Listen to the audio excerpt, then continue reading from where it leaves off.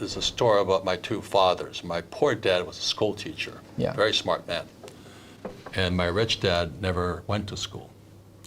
And so the information, so starting at the age of 9, growing up in Hawaii, the information was different. The advice was different.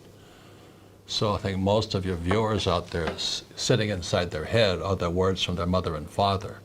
Go to school, get a job, pay taxes, save money, buy a house because it's an asset, get out of debt, and invest in the stock market. That creates poor people. It's a hypnosis train going through your brain. So when people say, how do I change my life? Well, you change those words.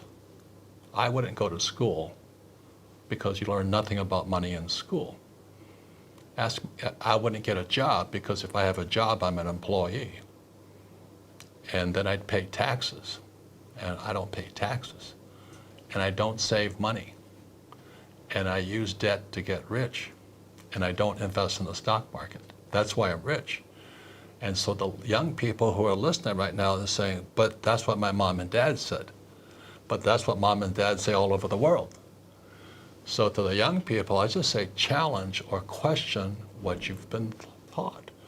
Because from the Bible, I'm not religious, the word becomes flesh. So if you say, go to school, they say, but I learned nothing about money. Get a job, you become an employee. If you're an employee, you work for money, I pay taxes.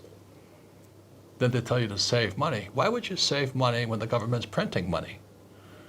You know, and get out of debt. Well, debt is money. I use debt to get rich. Most people use debt to get poor and invest in the stock market. I don't invest in the stock market. So when you wonder why so many people struggle financially, is they haven't challenged the hypnosis, the words. Go to school, get a job, work hard, save money, pay taxes. Until you question those hypnotic trances, you don't change.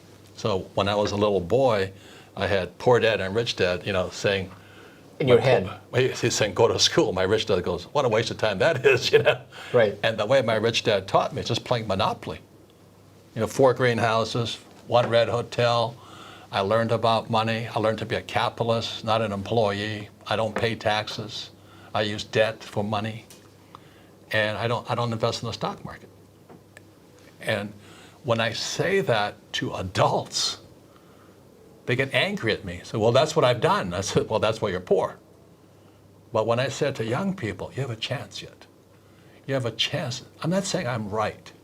I'm just saying question the hypnotic trance put in your head, because that's what keeps people poor. And I think that's the advantage young people have, and you know that, because they haven't been brainwashed. Oh, they have been brainwashed, but they have a chance to change the brainwashing. They don't need to deny 30 years of their life. Correct. Because if you've been doing a job, and like if you're doing all those things, and now Robert is going to say this, then I either can deny that or deny 30 years of my life. So it's a big, big problem, right? Yeah, the old guys like me, they get angry at me. So I've done that all my life. I said, yeah, that's why you're poor. Yeah. And they go, and they get angry at me when the economy doesn't exist out here. The economy exists in here. Yeah. And until you change the words become flesh. If you get a job, you're an employee. If you save money, you're a saver. And why would you save money when they're printing money?